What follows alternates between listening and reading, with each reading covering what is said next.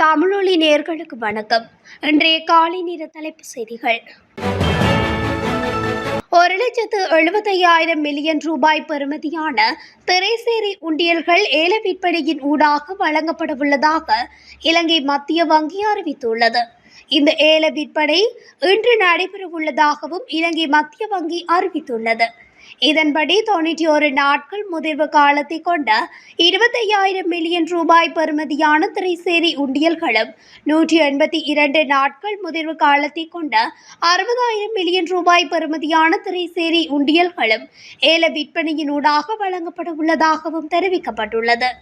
அத்துடன் 364 நாட்கள் முதிர்வு காலத்தை கொண்ட 90,000 மில்லியன் ரூபாய் பெறுமதியான திரைசேரி உண்டியல்களும் ஏல விற்பனையினூடாக வழங்கப்பட உள்ளதாகவும் இலங்கை மத்திய வங்கி அறிவித்துள்ளது. மாகாண சபை தேர்தலை நடத்துவது குறித்து அடுத்த ஆண்டு முதல் காலாண்டில் முடிவு எடுக்கப்படும் என்று அரசாங்கம் அறிவித்துள்ளது. மாகாண சபைகள் மற்றும் உள்ளூராட்சி பிரதி அமைச்சர் பிரபா ருவான் சினரத் இதனை அறிவித்துள்ளார். எல்லை நிர்ணய செயல்முறை போன்ற தீர்க்கப்படாத சட்ட மற்றும் தொழில்நுட்ப சிக்கல்களே இதற்கான காரணம் என்று அவர் குறிப்பிட்டுள்ளார். இந்த சவால்கள் போதுமான அளவு தீர்க்கப்பட்டு உள்ளூராட்சி சட்ட கட்டமைப்பு உறுதிப்படுத்தப்படும் வரை தேர்தல்கள் நடத்தப்படாது என்று பிரதி அமைச்சர் கூறியுள்ளார். மாகாண சபைகள் மற்றும் உள்ளூராட்சி முன்னாள் அமைச்சர் ஃபைசர் முஸ்தபா மாகாண சபை தேர்தலை நடத்துவதற்கான எல்லை நிர்ணய அறிக்கையை சமர்ப்பித்து பின்னர் அதை நிராகரித்திருந்தார். இதன் விளைவாக அரசாங்கம் இப்போது பழைய தேர்தல் முறைக்கு திரும்புவதையும் மாகாண சபைகளை எல்லை நிர்ணயம் செய்வதையும் பரிசீலித்து வருகிறது என்றும் அவர் குறிப்பிட்டுள்ளார். 2025 ஆண்டின் 2ஆம் பாதீட்டுக்கான மின்சார கட்டண திருத்தம் இந்த வார இறுதிக்கு முன்னர் அறிவிக்கப்படும் என இலங்கை பொது பயன்பாட்டு ஆணைக்குழுவின் தொடர்பாடல் பிரிவின் பணிப்பாளர் ஜேநாத் கேர தெரிவித்துள்ளார். அத்துடன் இலங்கை மின்சார சபை முன்வைத்த முன்மொழிவு தொடர்பாக பொதுமக்களின் கருத்துக்களை பெற்றபின் அதன் மீளாய்வு நடவடிக்கைகளை தற்போது இறுதிக்கட்டத்தில் எடுத்திருப்பதாகவும் குறிப்பிட்டுள்ளார். எனவே பெரும்பாலும் இந்த வாரத்துக்குள் அடுத்த பாதிக்கு செயல்படுத்தப்படவுள்ள மின்சார கட்டணங்கள் எவை என்பதும் அவை எப்போது செயல்படுத்தப்படும் என்பது குறித்த இறுதி முடிவை அறிவிக்க முடியும் என்ற நம்பிக்கை உள்ளது எனவும் இந்த வாரத்துக்குள் பெரும்பாலும் இதன் இறுதி முடிவை அறிவிக்க முடியும் என குறிப்பிட்டுள்ளார். சர்வதேச நாணய நிதியத்தின் குழு ஒன்று இம்மாதம் 15ஆம் தேதி நாட்டிற்கு விஜயம் செய்ய உள்ளது. சர்வதேச நாணய நிதியத்தின் முதல் பிரதி முகாமைத்துவ பணிப்பாளர் கலாநிதி கீதா கோபிநாத் உள்ளிட்ட குழுவினரே இவ்வாறு நாட்டிற்கு விஜயம் மேற்கொள்ள உள்ளனர். இந்த குழு 15ஆம் 16ஆம் தேதிகளில் நாட்டில் தங்கியிருக்கும் என தெரிவிக்கப்படுகின்றது. அனுராதபுரம் மதவாச்சியில் 2 உந்துருளிகள் ஒன்றுடன் ஒன்று மோதி விபத்துக்குள்ளானதில் ஒருவர் உயிரிழந்தார். மதவாச்சி ரம்பேவம் ரத்மல் ககபெவ வீதியில் நேற்று இரவு இந்த விபத்து இடம்பெற்றுள்ளது. உயிரிழந்தவர் கெபித்தி கொள்ளேவ பகுதியைச் சேர்ந்த 31 வயதுடையவர் என விசாரணைகளில் தெரிய வந்துள்ளது. மற்றொரு உந்துருளியில் பயணித்த இருவரும் காயமடைந்து அனுராதபுரம் வைத்தியசாலையில் அனுமதிக்கப்பட்டுள்ளனர். மதவாச்சி காவல்துறையினர் மேலதிக விசாரணைகளை மேற்கொண்டு வருகின்றனர். மேருமலை காவல்துறையின் குற்றப்பிரிவு பொறுப்பதிகாரி உட்பட 3 காவல்துறை உத்தியோகத்தர்கள் மீது குழு ஒன்று தாக்குதல் நடத்திய சம்பவம் தொடர்பில் மேலும் 2 சந்தேக நபர்களை கைது செய்ய காவல்துறையினர் விசாரணைகளை ஆரம்பித்துள்ளனர். குறித்த 2 சந்தேக நபர்களும் பிரதான சந்தேக நபர்கள் என்றும் தெரிவிக்கப்படுகின்றது. சம்பவத்தில் காயமடைந்த காவல்துறை உத்தியோகத்தர்கள் நாகோட வைத்தியசாலையில் சிகிச்சை பெற்று வருவதாக போலீசார் தெரிவித்தனர். இந்த சம்பவம் தொடர்பில் 5 சந்தேகத்தின் பேரில் காவல்துறையினரால் கைது செய்யப்பட்டிருந்தமை குறிப்பிடத்தக்கது. நாட்டின் அனைத்து பயிரப்படாத காணிகளையும் ஒன்றாக இணைப்பதற்கு அரசாங்கம் நடவடிக்கை எடுக்க உள்ளதாக தெரிவிக்கப்பட்டுள்ளது. கொழும்பில் இடம்பெற்ற நிகழ்வொன்றில் உரையாற்றிய போது விவசாய அமைச்சர் கேடி லால்காந்த் இதனை தெரிவித்துள்ளார். இந்த நடவடிக்கையுடன் இணைந்து கந்தலாய் சீனி தொழிற்சாலை தளத்தில் 2000 ஏக்கர் சோள பயிற்சியை ஆரம்பிப்பதற்கு நடவடிக்கை எடுக்கப்படவுள்ளதாகவும் அவர் குறிப்பிட்டுள்ளார். அதன்படி இந்த நடவடிக்கையானது இன்று முதல் முன்னெடுக்கப்படும் என தெரிவித்துள்ளார்.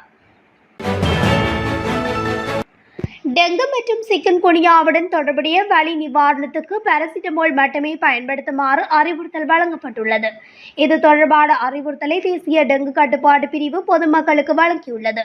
அத்துடன் இந்த ஆண்டு இதுவரை 25,505 டெங்கு நோயாளிகள் பதிவாகியுள்ளதாக தேசிய டெங்கு கட்டுப்பாட்டு பிரிவின் ஆலோசகர் சமூக மருத்துவர் பிரஜூலா சமரவீர கொழும்பில் நடந்த ஊடக சந்திப்பில் குறிப்பிட்டுள்ளார்.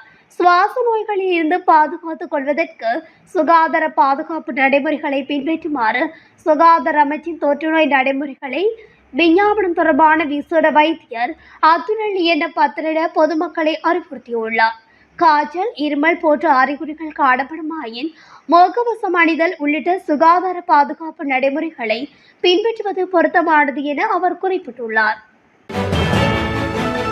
சேரனுவர போலீஸ் பிரிவுக்குட்பட்ட மகிந்தபுர பகுதியில் நேற்று காலை காட்டு யானை தாக்கி ஒருவர் உயிரிழந்துள்ளதாக போலீசார் தெரிவித்தனர். தனது மாட்டினை மேய்ச்சலுக்காக அழைத்து சென்ற போது குறித்த நபரை யானை தாக்கியுள்ளதாக முதற்கட்ட விசாரணைகளில் தெரிய வந்துள்ளது. ஈச்சிலம்பற்று பூநகர் பகுதியைச் சேர்ந்த 57 வயதுடைய 5 பிள்ளைகளின் தந்தையை இவ்வாறு உயிரிழந்துள்ளார். சடலம் திடீர் மரண விசாரணை அதிகாரி மற்றும் போலீசாரின் விசாரணைகளின் பின்னர் உறவினர்களிடம் ஒப்படைக்கப்பட்டுள்ளது.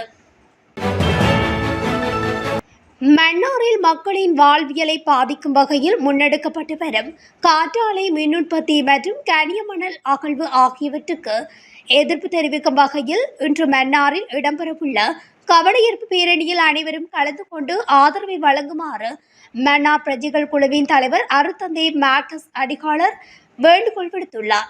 மன்னார் பிரஜைகள் குழுவின் நேற்று காலை இடம்பெற்ற ஊடக சந்திப்பின் போதே அவர் இவ்வாறு தெரிவித்தார். மன்னாரில் மக்களின் வாழ்வியலை பாதிக்கும் வகையில் காற்றாலை மின் உற்பத்தி மற்றும் கனிய மணல் அகழ்வு இடம்பெற்று வருகிறது. காற்றாலை மின் உற்பத்தி மக்களுக்கு நன்மை ஏற்படுத்தும் செயல் திட்டமாக காணப்பட்டாலும் குறித்த காற்றாலைகள் அமைக்கப்படும் இடம் மக்களுக்கு பாதிப்பு ஏற்படுத்தும் வகையில் அமைந்துள்ளதாகவும் இந்த போராட்டம் முன்னெடுப்பதற்கு காரணமாக அமைந்துள்ளது என தெரிவித்துள்ளார். வடக்கு மாகாண பாடசாலைகளில் நடைபெறுகின்ற பிரச்சினைகளை மூடிமறைக்கும் வகையில் பாடசாலைகள் செயற்படக்கூடாது என வடமாகாண ஆளுநர் நா. வேதநாயகன் தெரிவித்துள்ளார். சிறுவர்களின் நலன்சார் செயற்பாடுகளில் பங்கேற்கும் சகல உத்தியோகத்தர்களும் வழிகாட்டுதல் கலந்துரையாடல் வடக்கு மாகாண சுகாதார திணைக்களத்தின் கேட்போர் கூடத்தில் நடைபெற்ற போதே ஆளுநர் நா. வேதநாயகன் இதனை குறிப்பிட்டார். அலுவலர்கள் மத்தி மாகாணம் என்று பிரிந்து செயற்படாமல் எல்லோரும் எமது பிள்ளைகளை என்ற அடிப்படையில் செயற்பட வேண்டும். அத்துடன் அவர்களை கவனிப்பதும் எமது கடமை. அத்தோடு பாடசாலைகளில் முறைப்பாட்டு பெட்டிகள் வைக்கப்படுதல் மற்றும் அதனை கண்காணித்து கையாளல் தொடர்பான விடயங்கள் தொடர்பிலும் நடவடிக்கை எடுக்கப்படும் என வடமாகாண ஆளுநர் நா. வேதநாயகன் தெரிவித்துள்ளார். ஓட்டமாவடி தியாவட்டவான் பிரதான வீதியில் வேன் ஒன்று விபத்துக்குள்ளாகியுள்ளதாக போலீசார் தெரிவித்தனர்.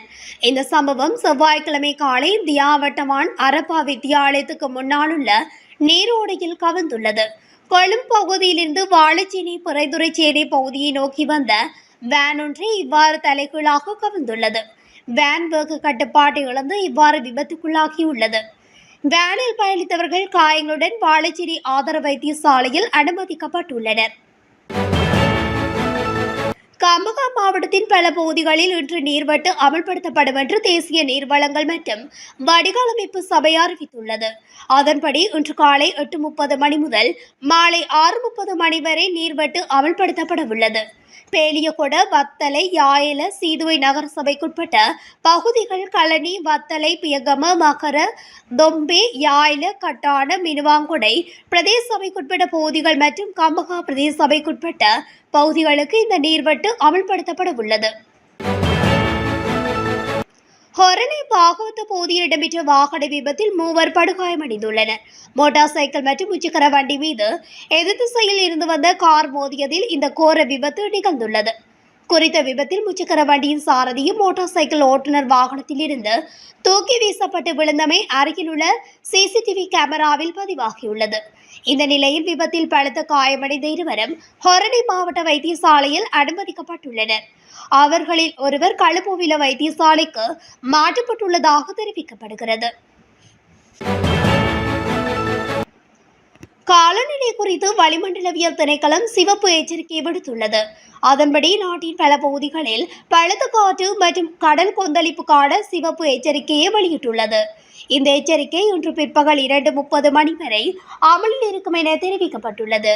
சிலாப முதல் புத்தள மற்றும் மன்னார் முதல் காங்கேசன்துறை வரையிலும், காலி முதல் பொத்துவில் வழியாக ஹம்பாந்தோட்டை வரையிலும் உள்ள கடற்கரையோர கடல் பகுதிகளில் காற்றின் வேகம் சில நேரங்களில் மணிக்கு சுமார் 60 தொடக்கம் 70 கிலோமீட்டர் வேகத்தில் அதிகரிக்கும் எனவும், சில நேரங்களில் கடல் கொந்தளிப்பாக இருக்கும் எனவும் எச்சரிக்கை விடுக்கப்பட்டுள்ளது.